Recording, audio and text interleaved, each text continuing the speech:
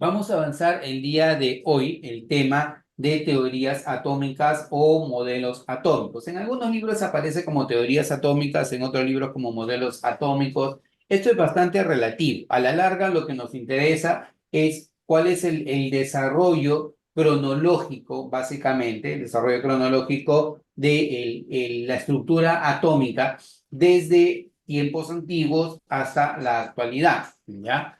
¿Por qué razón es importante? Porque en ciencia es importante entenderlos porque en realidad en toda la vida siempre es importante entender el porqué. Si a ti te dicen algo, tú no eres un robotito y decir, bueno, lo voy a hacer porque simplemente me dijeron que sí. Por lo general, aquellas personas que sobresalen son aquellas que terminan cuestionándose las cosas y se preguntan el porqué de las cosas. Puede ser que las cosas se hagan únicamente por costumbre y al hacerse por costumbre, nosotros estamos en la posibilidad de cambiar las cosas, ¿no? O sea, no siempre tiene que hacer las cosas de la misma manera. Entonces, cuando nosotros hablamos de teorías atómicas, vamos a ver el desarrollo cronológico de la teoría atómica, del átomo como tal, ¿ya? Para poder entender el por qué. Nosotros entendemos el por qué la estructura atómica es como nosotros la conocemos, vamos a poder comprender mejor lo que vimos la semana pasada o complementar lo que vimos la semana pasada, que fue hablar acerca del átomo, su estructura atómica y lo que viene hacia adelante sobre todo, que es hablar de la nube electrónica.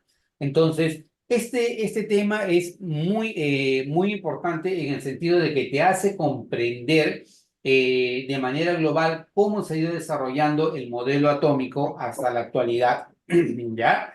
Y para efectos de examen de admisión, se considera bastante UNI, ¿ya? Quienes estén pensando en examen de admisión UNI, es un capítulo que se considera bastante en UNI. Tiene un punto en común con física, sobre todo la parte del modelo atómico de Bohr, lo ven aquí en química muy por encima, desde el aspecto químico, pero en física ya lo ven con otros conceptos un poco más amplios. No la física que vamos a ver nosotros en este ciclo, sino la física que se utiliza para el examen de admisión. Entonces, es un capítulo que por lo general no se le da importancia, pero es bastante importante para efecto del examen de admisión, sobre todo el examen de admisión UNI, en donde hay mayor incidencia de este tipo de preguntas. Entonces, vamos a avanzar con el tema del día de hoy, que es hablar acerca de la estructura atómica. ¿De acuerdo? Eh, Ahora, cuando nosotros hablamos de la estructura atómica, tenemos que centrarnos en algo. ¿Qué queremos entender? Queremos entender cómo llegamos nosotros al átomo tal cual como lo conocemos el día de hoy. ¿Ya? El átomo, nosotros vimos la última vez que lo podemos concebir como si fuera una parte central llamada núcleo y una zona externa llamada nube electrónica. ¿Recuerdan eso? ¿Ya? Pero ¿de dónde nace esa idea? ¿Cómo llegamos nosotros a la conclusión de que el átomo puede ser así? Hay que recordar, ¿ya?, que el átomo es una idea que nosotros tenemos porque nadie te puede decir, oye, yo he visto un átomo. Entonces, eso no es correcto. O sea, nadie va a poder decir, yo he visto un átomo, sé cómo es un átomo internamente. No, el átomo es una idea que nosotros tenemos en base a todos los experimentos que se han hecho a lo largo de todos estos años y se ha llegado a la conclusión de que la mínima estructura que conforma la materia, el átomo, tiene una composición interna, tiene una forma interna de cómo concebirlo. Tú puedes hacer modelamientos de cómo podría ser un átomo o un conjunto de átomos, pero en realidad un átomo individual es algo que a la actualidad todavía muchos tendrán la idea o en todo caso la curiosidad de saber cómo llegar a él, pero es básicamente una idea. Pero ¿cómo llegamos a concebirlo si es tan infinitamente pequeño? Bueno, eso parte de los cuestionamientos que se hicieron hace muchísimos años. Primero, algunos filósofos, como por ejemplo Aristóteles, que concebía a la materia como que estuviera formada por cuatro elementos, ¿ya? El agua, el aire, la tierra y el fuego. Agua, aire, tierra y fuego. ¿Okay? A eso le llamó los cuatro elementos divinos, ¿ya? El aire me representaba a lo gaseoso, el agua me representaba a lo líquido, la tierra me representaba a lo sólido y el fuego me representaba al agente que provocaba el cambio, o sea, lo que hacía posible que lo sólido se convirtiera en líquido y lo líquido se convirtiera en gas, ¿ya? Entonces, para él, la evidencia era mis cuatro elementos: agua, aire, tierra y fuego, ¿ya? Y no existía más nada que eso. Entonces, por ejemplo, si tú te pones en el caso del hielo, el hielo es agua sólida y esa agua sólida, luego cuando se derrite el hielo pasa a agua líquida y luego cuando tú calientas el agua pasa a agua en forma de vapor. ¿Quién provoca todo eso? La energía, el calor. Por eso en la concepción era de que era agua, aire, tierra y fuego, ¿ya? Sin embargo, estas ideas eran unas ideas, vamos a llamarle, bastante rudimentarias, porque no tenían ningún sustento científico. Simplemente, bueno, simplemente no, era alguien que se había puesto a pensar, a ver la materia, a ver la naturaleza como tal, y llegó a esa conclusión. Y como era una persona que tenía mucha relevancia cuando decía algo, entonces él lo expone. Y entonces la gente empieza a seguir, ah, sí, tiene razón Aristóteles, ¿no? Toda la materia está formada por agua, aire, tierra y fuego. Entonces, nos quedamos con esa concepción desde 500 años antes de Cristo hasta el año 1808, que es cuando aparece John Dalton. Y John Dalton, ¿ya? Propone la primera teoría atómica con sustento científico. Y en esta primera teoría atómica, él propone que toda la materia está formada por una mínima partícula indivisible, indestructible, impenetrable y eterna, a la que él llama átomo. De ahí es de donde nace la palabra átomo. A, que significa sin, tomo, que significa parte, o sea, sin parte, sin división, ¿de acuerdo? Entonces, el átomo mantiene su nombre por razones históricas. La semana pasada ya sabemos que el átomo en realidad sí se puede dividir, ¿cierto? El átomo tiene dos zonas principales. ¿Cuáles son las zonas principales del átomo, chicos? A ver, ayuden. El núcleo y la nube electrónica. El núcleo y la nube electrónica, ¿correcto? En el núcleo, ¿quiénes encontramos principalmente? ¿Recuerdan? Protones y neutrones. Protones y neutrones. Y en la nube electrónica encontramos a los Electrones. electrones. Entonces, tenemos eso. O sea, el átomo tiene una estructura interna. O sea, sabemos que el átomo es como tal, ¿ya? En realidad, la concepción de Dalton es que no se podía dividir, pero sabemos que el átomo actualmente sí tiene una estructura interna. Entonces, ahí es la primera idea sustentada científicamente de que la materia estaba formada por estas partículas llamadas átomos. Entonces, vamos a dar inicio justamente a eso, a ver cómo es que se desarrolla toda la teoría atómica. Le voy a dar una idea general y luego ya vamos a ir punto por punto, ¿ya? Partimos, por ejemplo, de Dalton. La parte anterior, cuando nosotros hablamos de los filósofos griegos, lo hacemos, no lo vamos a tomar mucho en cuenta porque las primeras ideas del átomo como tal parten con Dalton. Dalton considera de que el átomo es indivisible, indestructible, impenetrable y eterno, ¿ya? Poco después se empiezan a hacer trabajos con algo que se conocen los rayos catódicos, ¿ya? Sir William Crookes encontró los rayos catódicos y un poquito más adelante Eugene Goldstein encontró los rayos canales. Este señor, John Joseph Thomson, empezó a experimentar con los rayos catódicos y los rayos canales y en base a esas experimentaciones, ¿ya? Hace algo muy importante, descubre al electrón.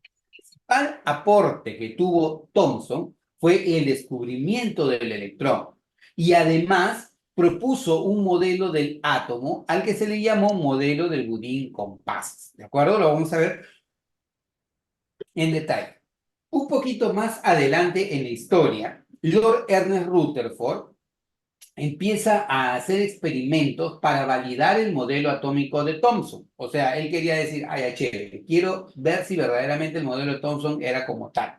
Y se da con la sorpresa de que el modelo de Thomson no era como él lo había concebido inicialmente, ¿ya? Él encuentra que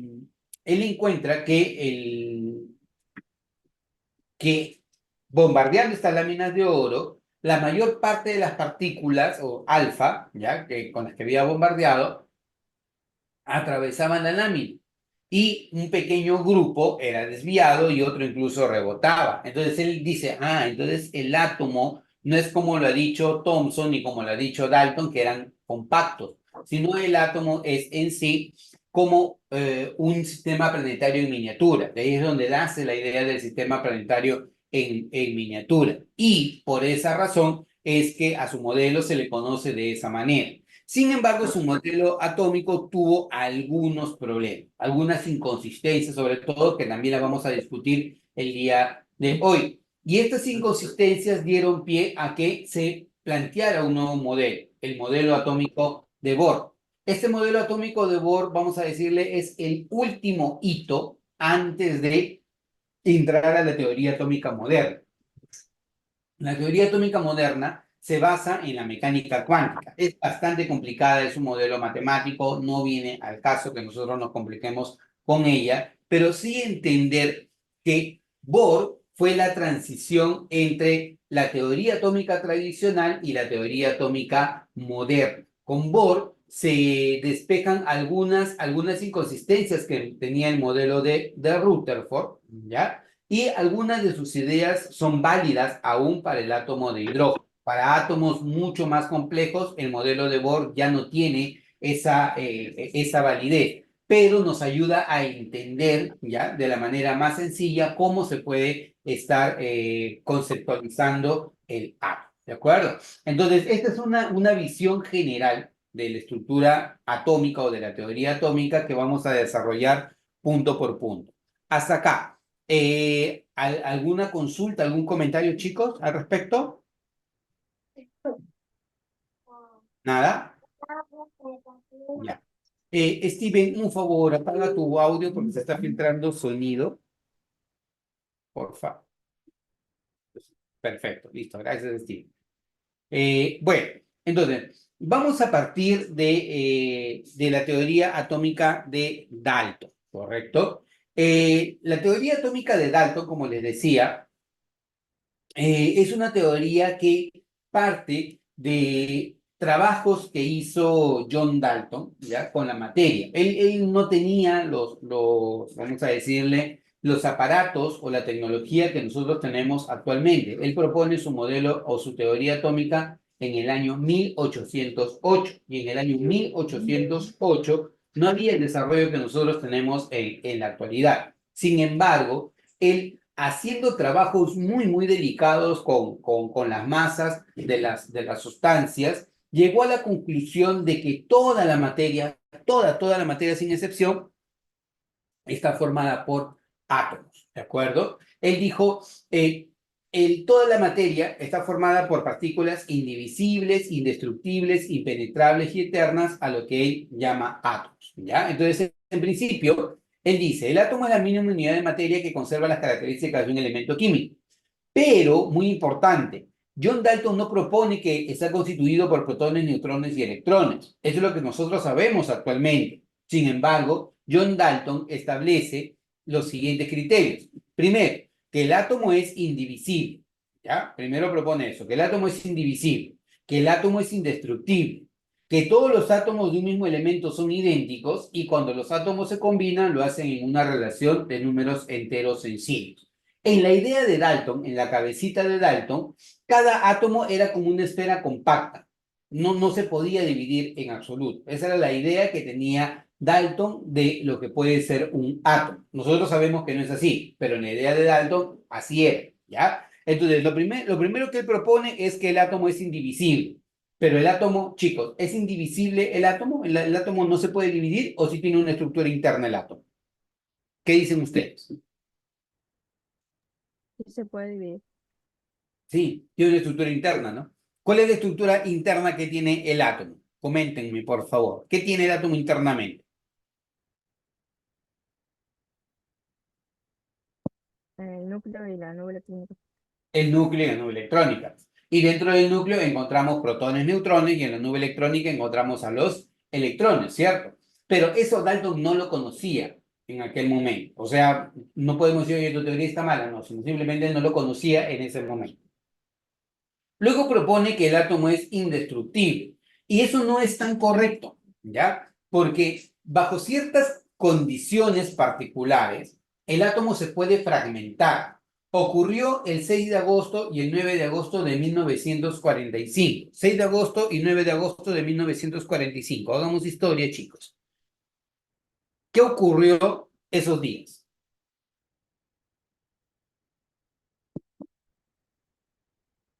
Cultura general.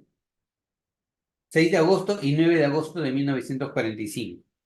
Si no, googlealo e identifica qué pasó esos días.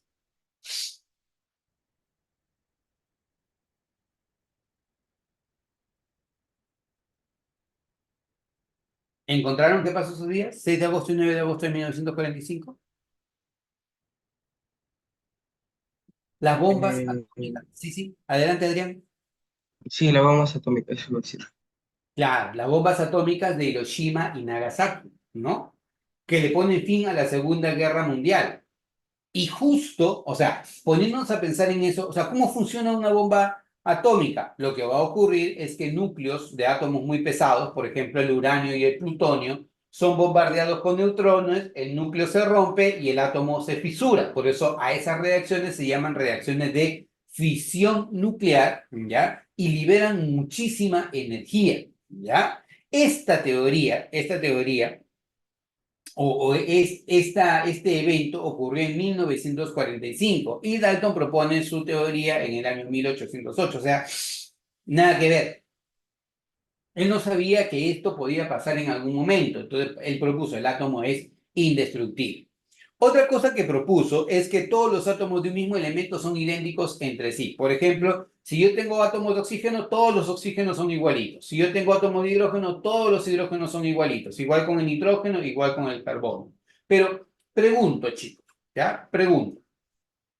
¿Qué cosa es el protio, el deuterio y el tritio? ¿Isótopos del agua? No. Isótopos Hidrógeno. Perfecto. Isótopos, complétalo, Adrián. ¿Isótopos de quién? del hidrógeno. Perfecto, isótopos del hidrógeno. ¿Qué es el protio? Hidrógeno. ¿Qué es el deuterio? Hidrógeno. ¿Qué es el tritio? Hidrógeno. Son hidrógenos. Entonces, no todos los átomos de un mismo elemento son idénticos, porque existen los isótopos. Sin embargo, Dalton no conocía de la existencia de los isótopos. Por eso él dice, todos los átomos del mismo elemento son idénticos entre sí. Y otra cosa que propone Dalton es que cuando los átomos se combinan lo hacen en una relación de números enteros sencillos. Esto traducido, ya traducido en lenguaje unidemia, es que los átomos cuando se combinan siempre lo hacen en relación de números enteros, de 1 a 1, de 1 a 2, de 2 a 2, de 2 a 3, cosas así, pero nunca va a ocurrir que un átomo, ya, se combine con la mitad, con la tercera o con la cuarta parte de otro. Entonces, si has comprendido lo que te he dicho hace un momento, ¿por qué un átomo, según la concepción de Dalton, no se puede combinar con la mitad, con la tercera o con la cuarta parte de otro átomo? ¿Por qué no puede ocurrir eso según la concepción de Dalton? Porque el átomo es indivisible.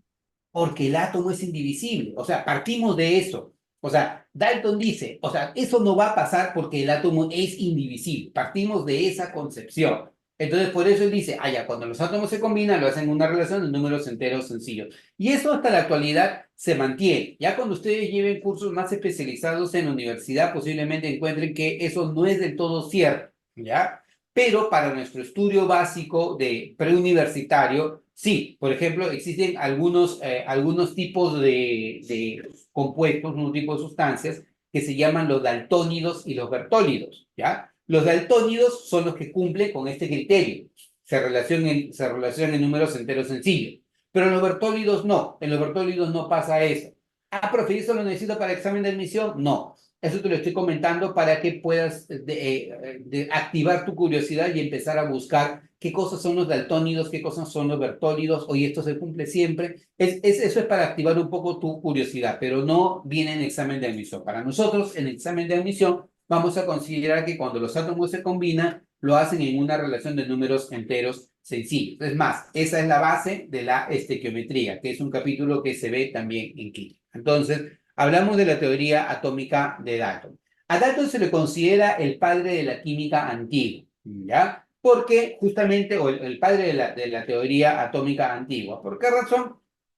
porque en base a lo que él propone, ¿ya? Es que otros científicos tratando de descubrir si verdaderamente era cierto o no, es que encuentran de que el átomo es diferente. O sea, si él no hubiera dado este primer paso, ¿ya? Tal vez seguiríamos en la actualidad pensando de que el átomo es como él lo dijo, como lo dijo Dalton. Sin embargo, el desarrollo de la teoría atómica dio que no es válida buena parte de esto, pero sirvió esto como una primera referencia, ¿ya? ¿Hasta aquí alguna pregunta, alguna consulta o algún comentario, muchachos? Profesor, tengo una duda, o una curiosidad, mejor dicho. Sí. ¿Podría decir más o menos en base a qué experimento lo hizo, o sea, Dalton para sacar esta conclusión respecto al átomo? ¿En base a qué? No, ya, experimento, sí, tienes razón. Y es justo lo que decía, que Karim te tiene unas preguntas que te sacan de cuadro.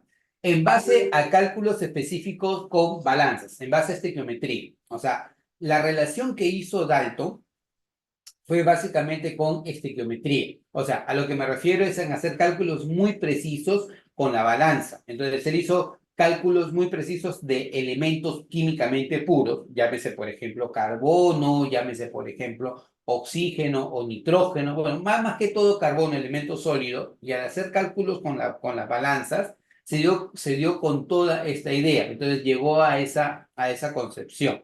La base fue en principio esa, estimada Karin, o sea, él no tenía instrumentos, vamos a llamarle sofisticados, de repente un microscopio electrónico, de repente un acelerador de partículas, no. O sea, en 1808 él estaba muy limitado con todo, y una de las cosas que tenía así para poder postular con esto era una balanza. La balanza sí estaba muy bien establecidas, entonces haciendo cálculos con las balanzas, llegó a estas conclusiones, ¿ya? Entonces, espero que eso haya respondido a tu consulta, Karini.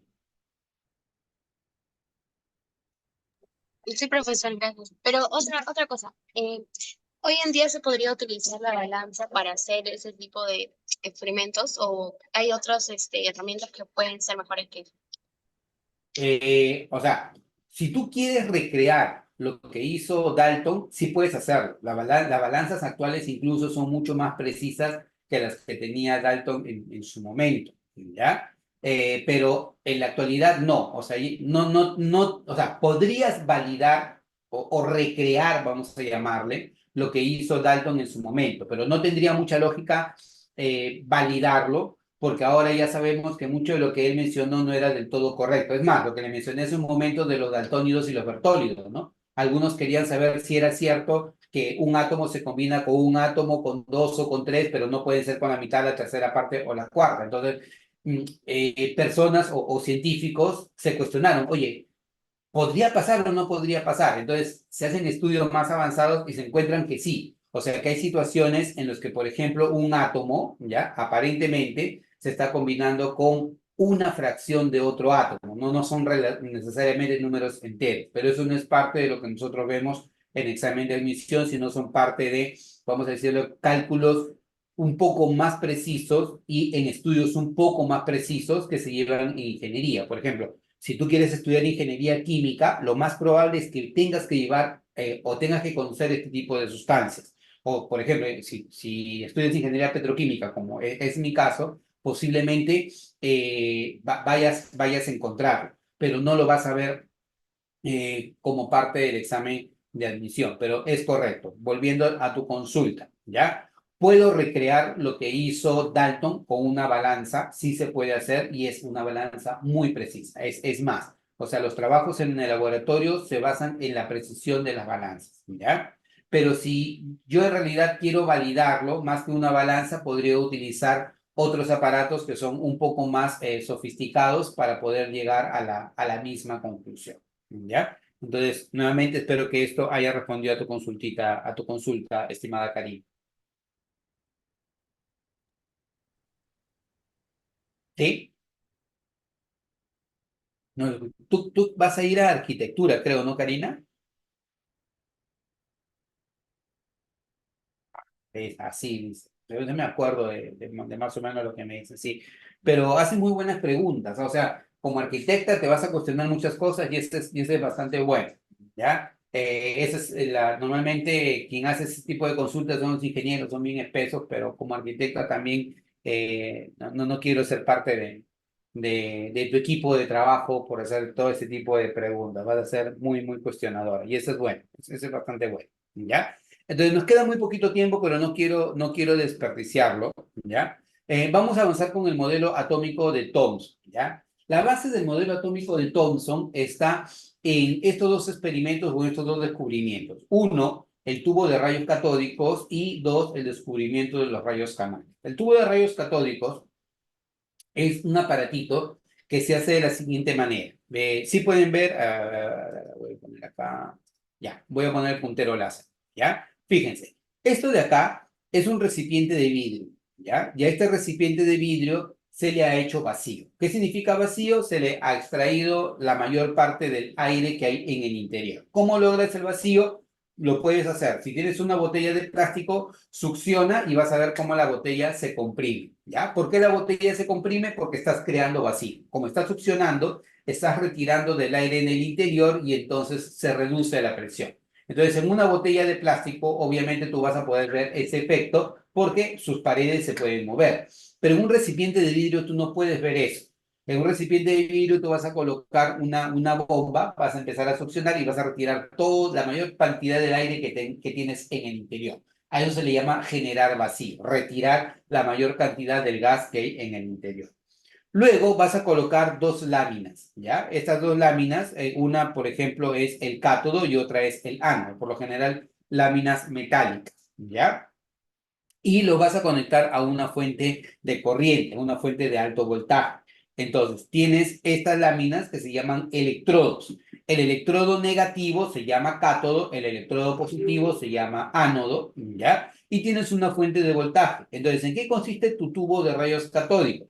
Tienes un recipiente de vidrio, le has quitado la mayor cantidad de aire, has colocado dos láminas metálicas en el interior, un cátodo, un ánodo, el cátodo es negativo, el ánodo es positivo, lo has conectado a una fuente de alto voltaje. Entonces, cuando tú generas una descarga eléctrica, cuando tú lo sometes a una descarga eléctrica, empiezan a observarse rayos, ¿ya? Que parten del cátodo y que llegan hacia el ánodo, ¿ya? Y el descubrimiento de esto, de las propiedades que tienen los rayos catódicos, fue en extremo importante, porque te marca el descubrimiento de una de las partículas fundamentales que es el electrón, ¿ya? Se nos corta en cualquier momento, chicos, 8:55, volvemos a arrancar, levántese. Vamos a avanzar el día de hoy el tema de teorías atómicas o modelos atómicos. En algunos libros aparece como teorías atómicas, en otros libros como modelos atómicos. Esto es bastante relativo. A la larga lo que nos interesa es cuál es el desarrollo cronológico, básicamente, el desarrollo cronológico de la estructura atómica desde tiempos antiguos hasta la actualidad, ¿ya?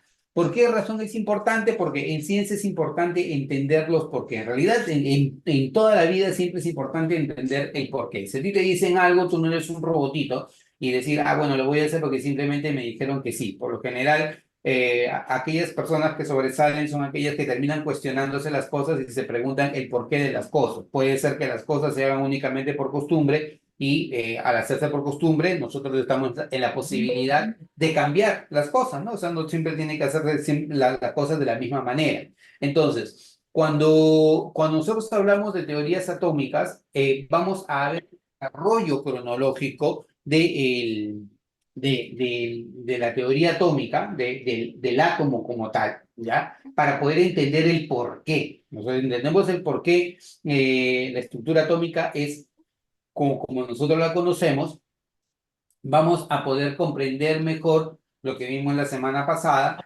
o complementar lo que vimos la semana pasada, que fue hablar acerca del átomo, su estructura atómica y lo que viene hacia adelante sobre todo, que es hablar de la nube electrónica. Entonces, este tema es muy importante en el sentido de que te hace comprender de manera global cómo se ha ido desarrollando el modelo atómico hasta la actualidad, ¿ya? Y para efectos de examen de admisión, se considera bastante UNI, ¿ya? Quienes estén pensando en el examen de admisión UNI, es un capítulo que se considera bastante en uni. Tiene un punto en común con física, sobre todo la parte del modelo atómico de Bohr, lo ven aquí en química muy por encima, desde el aspecto químico, pero en física ya lo ven con otros conceptos un poco más amplios. No la física que vamos a ver nosotros en este ciclo, sino la física que se utiliza para el examen de admisión. Entonces, es un capítulo que por lo general no se le da importancia, pero es bastante importante para efecto del examen de admisión, sobre todo el examen de admisión UNI, en donde hay mayor incidencia de este tipo de preguntas. Entonces, vamos a avanzar con el tema del día de hoy, que es hablar acerca de la estructura atómica, ¿de acuerdo? Ahora, cuando nosotros hablamos de la estructura atómica, tenemos que centrarnos en algo. ¿Qué queremos entender? Queremos entender cómo llegamos nosotros al átomo tal cual como lo conocemos el día de hoy, ¿ya? El átomo, nosotros vimos la última vez que lo podemos concebir como si fuera una parte central llamada núcleo y una zona externa llamada nube electrónica. ¿Recuerdan eso? ¿Ya? Pero ¿de dónde nace esa idea? ¿Cómo llegamos nosotros a la conclusión de que el átomo puede ser así? Hay que recordar, ¿ya?, que el átomo es una idea que nosotros tenemos porque nadie te puede decir, oye, yo he visto un átomo. Entonces, eso no es correcto. O sea, nadie va a poder decir, yo he visto un átomo, sé cómo es un átomo internamente. No, el átomo es una idea que nosotros tenemos en base a todos los experimentos que se han hecho a lo largo de todos estos años y se ha llegado a la conclusión de que la mínima estructura que conforma la materia, el átomo, tiene una composición interna, tiene una forma interna de cómo concebirlo. Tú puedes hacer modelamientos de cómo podría ser un átomo o un conjunto de átomos, pero en realidad un átomo individual es algo que a la actualidad todavía muchos tendrán la idea o en todo caso la curiosidad de saber cómo llegar a él, pero es básicamente una idea. Pero ¿cómo llegamos a concebirlo si es tan infinitamente pequeño? Bueno, eso parte de los cuestionamientos que se hicieron hace muchísimos años. Primero, algunos filósofos, como por ejemplo Aristóteles, que concebía a la materia como que estuviera formada por 4 elementos, ¿ya? El agua, el aire, la tierra y el fuego. Agua, aire, tierra y fuego. ¿Okay? A eso le llamó los 4 elementos divinos, ¿ya? El aire me representaba a lo gaseoso, el agua me representaba a lo líquido, la tierra me representaba a lo sólido y el fuego me representaba a la gente que provocaba el cambio, o sea, lo que hacía posible que lo sólido se convirtiera en líquido y lo líquido se convirtiera en gas, ¿ya? Entonces, para él, la evidencia era mis 4 elementos: agua, aire, tierra y fuego, ¿ya? Y no existía más nada que eso. Entonces, por ejemplo, si tú te pones en el caso del hielo, el hielo es agua sólida y esa agua sólida, luego cuando se derrite el hielo pasa a agua líquida y luego cuando tú calientas el agua pasa a agua en forma de vapor. ¿Quién provoca todo eso? La energía, el calor. Por eso en la concepción era de que era agua, aire, tierra y fuego, ¿ya? Sin embargo, estas ideas eran unas ideas, vamos a llamarle, bastante rudimentarias, porque no tenían ningún sustento científico. Simplemente, bueno, simplemente no, era alguien que se había puesto a pensar, a ver la materia, a ver la naturaleza como tal, y llegó a esa conclusión. Y como era una persona que tenía mucha relevancia cuando decía algo, entonces él lo expone y entonces la gente empieza a seguir, ah, sí, tiene razón Aristóteles, ¿no? Toda la materia está formada por agua, aire, tierra y fuego. Entonces nos quedamos con esa concepción desde 500 años antes de Cristo hasta el año 1808, que es cuando aparece John Dalton. Y John Dalton, ¿ya?, propone la primera teoría atómica con sustento científico. Y en esta primera teoría atómica, él propone que toda la materia está formada por una mínima partícula indivisible, indestructible, impenetrable y eterna, a la que él llama átomo. De ahí es de donde nace la palabra átomo. A, que significa sin, tomo, que significa parte, o sea, sin parte, sin división. ¿De acuerdo? Entonces, el átomo mantiene su nombre por razones históricas. La semana pasada ya sabemos que el átomo en realidad sí se puede dividir, ¿cierto? El átomo tiene dos zonas principales. ¿Cuáles son las zonas principales del átomo, chicos? A ver, ayuden. El núcleo y la nube electrónica. El núcleo y la nube electrónica, ¿correcto? En el núcleo, ¿quiénes encontramos principalmente? ¿Recuerdan? Protones y neutrones. Protones y neutrones. Y en la nube electrónica encontramos a los Electrones. electrones. Entonces, tenemos eso. O sea, el átomo tiene una estructura interna. O sea, sabemos que el átomo es como tal, ¿ya? En realidad, la concepción de Dalton es que no se podía dividir, pero sabemos que el átomo actualmente sí tiene una estructura interna. Entonces, ahí es la primera idea sustentada científicamente de que la materia estaba formada por estas partículas llamadas átomos. Entonces, vamos a dar inicio justamente a eso, a ver cómo es que se desarrolla toda la teoría atómica. Le voy a dar una idea general y luego ya vamos a ir punto por punto, ¿ya? Partimos, por ejemplo, de Dalton. La parte anterior, cuando nosotros hablamos de los filósofos griegos, lo hacemos, no lo vamos a tomar mucho en cuenta porque las primeras ideas del átomo como tal parten con Dalton. Dalton considera de que el átomo es indivisible, indestructible, impenetrable y eterno, ¿ya? Poco después se empiezan a hacer trabajos con algo que se conocen los rayos catódicos, ¿ya? Sir William Crookes encontró los rayos catódicos y un poquito más adelante Eugene Goldstein encontró los rayos canales.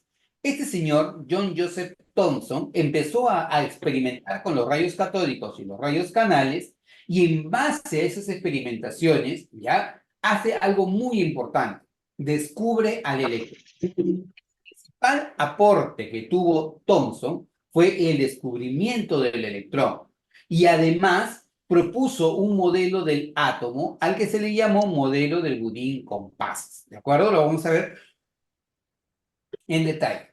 Un poquito más adelante en la historia, Lord Ernest Rutherford empieza a hacer experimentos para validar el modelo atómico de Thomson. O sea, él quería decir, ay, chévere, quiero ver si verdaderamente el modelo de Thomson era como tal.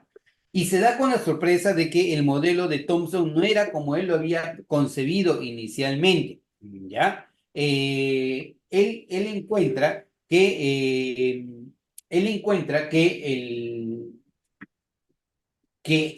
bombardeando estas láminas de oro, la mayor parte de las partículas, o alfa, ¿ya? Con las que había bombardeado, atravesaban la lámina. Y un pequeño grupo era desviado y otro incluso rebotaba. Entonces él dice, entonces el átomo no es como lo ha dicho Thomson ni como lo ha dicho Dalton, que eran compactos, sino el átomo es en sí como un sistema planetario en miniatura. De ahí es donde nace la idea del sistema planetario en miniatura. Y por esa razón es que a su modelo se le conoce de esa manera. Sin embargo, su modelo atómico tuvo algunos problemas, algunas inconsistencias, sobre todo, que también las vamos a discutir el día de hoy. Y estas inconsistencias dieron pie a que se planteara un nuevo modelo, el modelo atómico de Bohr. Este modelo atómico de Bohr, vamos a decirle, es el último hito antes de entrar a la teoría atómica moderna. La teoría atómica moderna se basa en la mecánica cuántica. Es bastante complicada, es un modelo matemático, no viene al caso que nosotros nos compliquemos con ella, pero sí entender que Bohr fue la transición entre la teoría atómica tradicional y la teoría atómica moderna. Con Bohr se despejan algunas inconsistencias que tenía el modelo de Rutherford, ¿ya? Y algunas de sus ideas son válidas aún para el átomo de hidrógeno. Para átomos mucho más complejos, el modelo de Bohr ya no tiene esa validez, pero nos ayuda a entender ya de la manera más sencilla cómo se puede estar conceptualizando el átomo. ¿De acuerdo? Entonces, esta es una visión general de la estructura atómica o de la teoría atómica que vamos a desarrollar punto por punto. Hasta acá.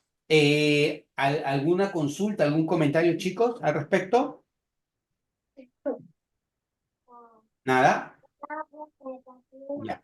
Steven, un favor, apaga tu audio porque se está filtrando sonido. Por favor. Perfecto, listo. Gracias, Steven.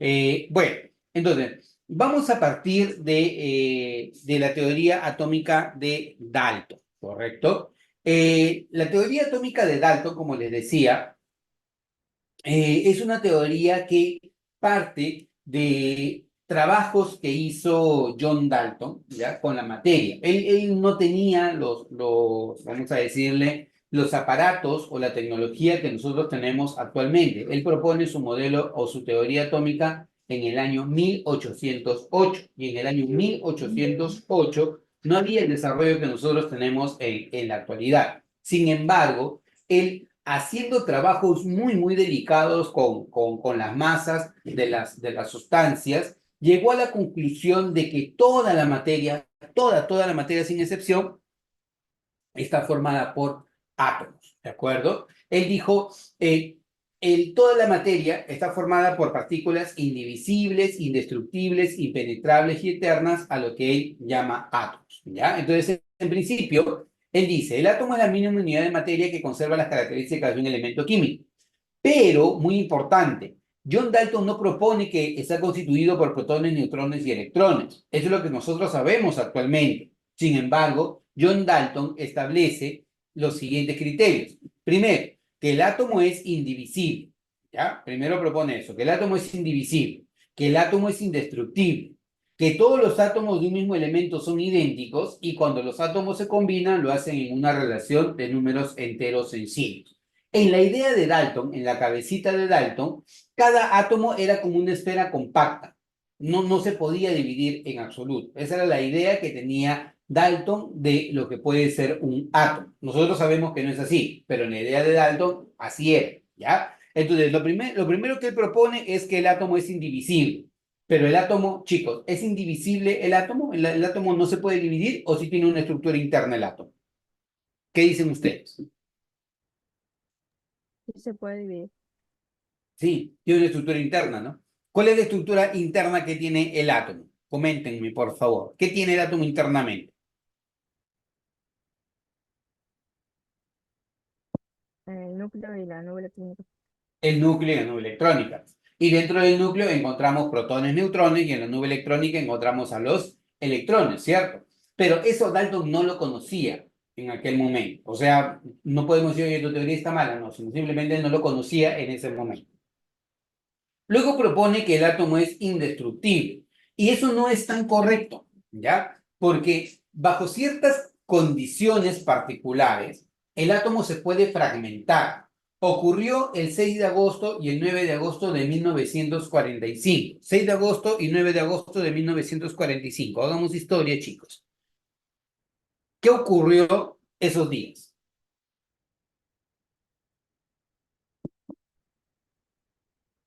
Cultura general. 6 de agosto y 9 de agosto de 1945.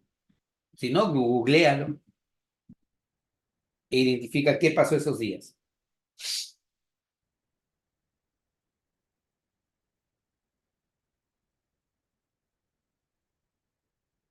¿Encontraron qué pasó esos días? 6 de agosto y 9 de agosto de 1945. Las bombas Eh, atómicas. Sí, sí. Adelante, Adrián. sí, las bombas atómicas, eso iba a decir. Claro, las bombas atómicas de Hiroshima y Nagasaki, ¿no? Que le ponen fin a la Segunda Guerra Mundial. Y justo, o sea, poniéndonos a pensar en eso, o sea, ¿cómo funciona una bomba atómica? Lo que va a ocurrir es que núcleos de átomos muy pesados, por ejemplo, el uranio y el plutonio, son bombardeados con neutrones, el núcleo se rompe y el átomo se fisura. Por eso a esas reacciones se llaman reacciones de fisión nuclear, ¿ya? Y liberan muchísima energía, ¿ya? Esta teoría este evento ocurrió en 1945 y Dalton propone su teoría en el año 1808, o sea, nada que ver. Él no sabía que esto podía pasar en algún momento, entonces él propuso el átomo es indestructible. Otra cosa que propuso es que todos los átomos de un mismo elemento son idénticos entre sí. Por ejemplo, si yo tengo átomos de oxígeno, todos los oxígenos son igualitos. Si yo tengo átomos de hidrógeno, todos los hidrógenos son igualitos. Igual con el nitrógeno, igual con el carbono. Pero pregunto, chicos, ¿ya? Pregunto. ¿Qué cosa es el protio, el deuterio y el tritio? isótopos del agua, no, isótopos Hidrógeno. Perfecto. Isótopos, complétalo, Adrián. ¿Isótopos de quién? del hidrógeno. Perfecto. Isótopos del hidrógeno. ¿Qué es el protio? Hidrógeno. ¿Qué es el deuterio? Hidrógeno. ¿Qué es el tritio? Hidrógeno. Son hidrógenos. Entonces, no todos los átomos de un mismo elemento son idénticos, porque existen los isótopos. Sin embargo, Dalton no conocía de la existencia de los isótopos. Por eso él dice, todos los átomos del mismo elemento son idénticos entre sí. Y otra cosa que propone Dalton es que cuando los átomos se combinan lo hacen en una relación de números enteros sencillos. Esto traducido, ya traducido en lenguaje unidemia, es que los átomos cuando se combinan siempre lo hacen en relación de números enteros, de 1 a 1, de 1 a 2, de 2 a 2, de 2 a 3, cosas así, pero nunca va a ocurrir que un átomo, ya, se combine con la mitad, con la tercera o con la cuarta parte de otro. Entonces, si has comprendido lo que te he dicho hace un momento, ¿por qué un átomo, según la concepción de Dalton, no se puede combinar con la mitad, con la tercera o con la cuarta parte de otro átomo? ¿Por qué no puede ocurrir eso según la concepción de Dalton? Porque el átomo es indivisible. Porque el átomo es indivisible. O sea, partimos de eso. O sea, Dalton dice, o sea, eso no va a pasar porque el átomo es indivisible. Partimos de esa concepción. Entonces, por eso él dice, ya, cuando los átomos se combinan, lo hacen en una relación de números enteros sencillos. Y eso hasta la actualidad se mantiene. Ya cuando ustedes lleven cursos más especializados en la universidad, posiblemente encuentren que eso no es del todo cierto, ¿ya? Pero para nuestro estudio básico de preuniversitario, sí, por ejemplo, existen algunos tipos de compuestos, unos tipos de sustancias que se llaman los daltónidos y los bertólidos, ¿ya? Los daltónidos son los que cumplen con este criterio, se relacionan en números enteros sencillos, pero los bertólidos no, en los bertólidos no pasa eso. Profe, ¿eso lo necesito para el examen de admisión? No. Eso te lo estoy comentando para que puedas activar tu curiosidad y empezar a buscar qué cosas son los daltónidos, qué cosas son los bertólidos. Oye, esto se cumple siempre. Eso es para activar un poco tu curiosidad, pero no viene en examen de admisión. Para nosotros, en el examen de admisión, vamos a considerar que cuando los átomos se combinan, lo hacen en una relación de números enteros sencillos. Es más, esa es la base de la estequiometría, que es un capítulo que se ve también en química. Entonces, hablamos de la teoría atómica de Dalton. A Dalton se le considera el padre de la química antigua, ¿ya? Porque justamente, o el padre de la teoría atómica antigua. ¿Por qué razón? Porque en base a lo que él propone, ¿ya? Es que otros científicos tratando de descubrir si verdaderamente era cierto o no, es que encuentran de que el átomo es diferente. O sea, si él no hubiera dado este primer paso, ¿ya? Tal vez seguiríamos en la actualidad pensando de que el átomo es como él lo dijo, como lo dijo Dalton. Sin embargo, el desarrollo de la teoría atómica dio que no es válida buena parte de esto, pero sirvió esto como una primera referencia. ¿Ya? ¿Hasta aquí alguna pregunta, alguna consulta o algún comentario, muchachos? Profesor, tengo una duda, o una curiosidad, mejor dicho. Sí. ¿Podría decir más o menos en base a qué experimento lo hizo, o sea, Dalton para sacar esta conclusión respecto al átomo? ¿En base a qué? No, ya, experimento, sí, tienes razón. Y es justo lo que decía, que Karim te tiene unas preguntas que te sacan de cuadro.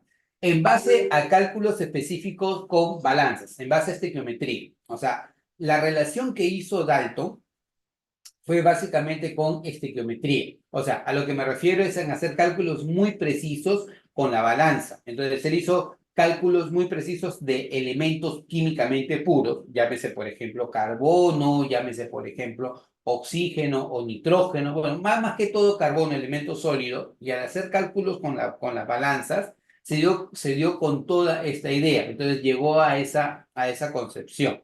La base fue en principio esa, estimada Karin, o sea, él no tenía instrumentos, vamos a llamarle sofisticados, de repente un microscopio electrónico, de repente un acelerador de partículas, no. O sea, en 1808 él estaba muy limitado con todo, y una de las cosas que tenía así para poder postular con esto era una balanza. La balanza sí estaba muy bien establecida, entonces haciendo cálculos con las balanzas, llegó a estas conclusiones, ¿ya? Entonces, espero que eso haya respondido a tu consulta, Karini. Sí, profesor, gracias. Pero otra cosa, hoy en día se podría utilizar la balanza para hacer ese tipo de experimentos o hay otras herramientas que pueden ser mejores que eso. O sea, si tú quieres recrear lo que hizo Dalton, sí puedes hacerlo. Las balanzas actuales incluso son mucho más precisas que las que tenía Dalton en su momento, ¿ya? Pero en la actualidad no, o sea, no, o sea, podrías validar o recrear, vamos a llamarle, lo que hizo Dalton en su momento, pero no tendría mucha lógica validarlo porque ahora ya sabemos que mucho de lo que él mencionó no era del todo correcto. Es más, lo que le mencioné hace un momento de los daltónidos y los bertólidos, ¿no? Algunos querían saber si era cierto que un átomo se combina con un átomo, con dos o con tres, pero no puede ser con la mitad, la tercera parte o la cuarta. Entonces, personas o científicos se cuestionaron, oye, ¿podría pasar o no podría pasar? Entonces, se hacen estudios más avanzados y se encuentran que sí. O sea, que hay situaciones en las que, por ejemplo, un átomo, ¿ya? Aparentemente se está combinando con una fracción de otro átomo. No son necesariamente números enteros, pero eso no es parte de lo que nosotros vemos en examen de admisión, sino son parte de, vamos a decirlo, cálculos un poco más precisos y en estudios un poco más precisos que se llevan en ingeniería. Por ejemplo, si tú quieres estudiar ingeniería química, lo más probable es que tengas que llevar o tengas que conocer este tipo de sustancias. O, por ejemplo, si estudias ingeniería petroquímica, como es mi caso, posiblemente vayas a encontrarlo, pero no lo vas a ver como parte del examen de admisión. Pero es correcto. Volviendo a tu consulta, ¿ya? Puedo recrear lo que hizo Dalton con una balanza, sí se puede hacer y es una balanza muy precisa. Es más, o sea, los trabajos en el laboratorio se basan en la precisión de las balanzas, ¿ya? Pero si yo en realidad quiero validarlo, más que una balanza, podría utilizar otros aparatos que son un poco más sofisticados para poder llegar a la misma conclusión, ¿ya? Entonces, nuevamente espero que esto haya respondido a tu consulta, estimada Karina. ¿Sí? No, tú vas a ir a arquitectura, creo, ¿no, Karina? Es así, dice. Yo no me acuerdo de más o menos lo que me dice, sí. Pero hace muy buenas preguntas. O sea, como arquitecta te vas a cuestionar muchas cosas y este es bastante bueno, ¿ya? Normalmente quien hace ese tipo de consultas son los ingenieros, son bien espesos, pero como arquitecta también no quiero ser parte de tu equipo de trabajo por hacer todo ese tipo de preguntas. Vas a ser muy, muy cuestionadora. Y eso es bueno, eso es bastante bueno, ¿ya? Entonces nos queda muy poquito tiempo, pero no quiero desperdiciarlo, ¿ya? Vamos a avanzar con el modelo atómico de Thomson, ¿ya? La base del modelo atómico de Thomson está en estos dos experimentos o en estos dos descubrimientos. Uno, el tubo de rayos catódicos y dos, el descubrimiento de los rayos Raman. El tubo de rayos catódicos es un aparatito que se hace de la siguiente manera. Sí pueden ver, voy a poner acá, ya, voy a poner el puntero láser, ¿ya? Fíjense, esto de acá es un recipiente de vidrio, ¿ya? Y a este recipiente de vidrio se le ha hecho vacío. ¿Qué significa vacío? Se le ha extraído la mayor parte del aire que hay en el interior. ¿Cómo logras el vacío? Lo puedes hacer. Si tienes una botella de plástico, succiona y vas a ver cómo la botella se comprime, ¿ya? ¿Por qué la botella se comprime? Porque estás creando vacío. Como estás succionando, estás retirando del aire en el interior y entonces se reduce la presión. Entonces, en una botella de plástico, obviamente tú vas a poder ver ese efecto porque sus paredes se pueden mover. Pero en un recipiente de vidrio tú no puedes ver eso. En un recipiente de vidrio tú vas a colocar una bomba, vas a empezar a succionar y vas a retirar la mayor cantidad del aire que tienes en el interior. A eso se le llama generar vacío, retirar la mayor cantidad del gas que hay en el interior. Luego vas a colocar dos láminas, ¿ya? Estas dos láminas, una, por ejemplo, es el cátodo y otra es el ánodo, por lo general láminas metálicas, ¿ya? Y lo vas a conectar a una fuente de corriente, una fuente de alto voltaje. Entonces, tienes estas láminas que se llaman electrodos. El electrodo negativo se llama cátodo, el electrodo positivo se llama ánodo, ¿ya? Y tienes una fuente de voltaje. Entonces, ¿en qué consiste tu tubo de rayos catódicos? Tienes un recipiente de vidrio, le has quitado la mayor cantidad de aire, has colocado dos láminas metálicas en el interior, un cátodo, un ánodo, el cátodo es negativo, el ánodo es positivo, lo has conectado a una fuente de alto voltaje. Entonces, cuando tú generas una descarga eléctrica, cuando tú lo sometes a una descarga eléctrica, empiezan a observarse rayos, ¿ya? Que parten del cátodo y que llegan hacia el ánodo, ¿ya? Y el descubrimiento de esto, de las propiedades que tienen los rayos catódicos, fue en extremo importante, porque te marca el descubrimiento de una de las partículas fundamentales, que es el electrón, ¿ya? Se nos corta en cualquier momento, chicos, 8:55, volvemos a arrancar, levántense.